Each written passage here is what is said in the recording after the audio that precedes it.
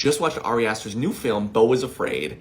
I understand how he feels, because what was that? Before I give my spoiler-free review part of this, I have a few warnings that might help your watching experience. This movie is labeled as nightmare comedy and does lean towards the outlandish, and though Ari Aster has made Hereditary and Midsommar before, I would not go in expecting any similar scare levels or linear storytelling with this one. That being said, get ready for a 3-hour movie with Joaquin Phoenix absolutely unsurprisingly crushing his role as an anxious guy on his way to visit his mom.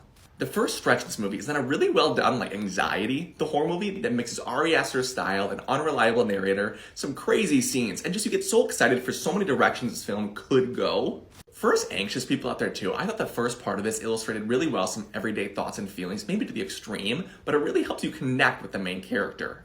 After the awesome opening, I think we get into a really funny, well-done second part, which is almost anthological because it's so different. And hey champ, I thought this part was the most delightfully unhinged, and there was so many different avenues I thought it would go. It set up so many plot lines and everything, and then you get into the other part. About halfway through this shifts from what I thought was a good paced movie with a lot of plot lines all over the place, but kind of moving together, to just kind of jumbled.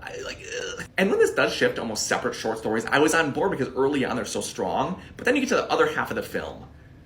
At some point I just lost the connection to the main character too. At no point was this movie subtle, but I really liked that some of the situations could have been realistic with just anxiety making them seem worse, but at some point they get so outlandish, so weird, it's hard to see the mesh. And with the anxiety increasing throughout the movie, I understand how it can get more outlandish, but at some point it almost became a joke that just fell flat for me. With how this movie was marketed to, I expected some plot, some direction, some semblance of a climax or reveal with all the MW Corporation things. And I think as I got to the end, a big thing for me too was I was so invested in the story in the first part and excited to see where the plot would go, that when we get to the second, that investment just fizzled. For those of you debating or about to go watch it in the theater, I do think it'll be a really unique experience. I know at the end of the movie I was in, me and the audience sat there, we all just stared at each other. And I think everyone will have different thoughts on the movie. I can't wait to hear what you all think. As my final point, if you're debating going to the theater and watching this or waiting till it comes out, I think I'd recommend waiting till it comes out so you're able to watch it at home, pause it, and discuss certain parts, but a lot of them really need discussion.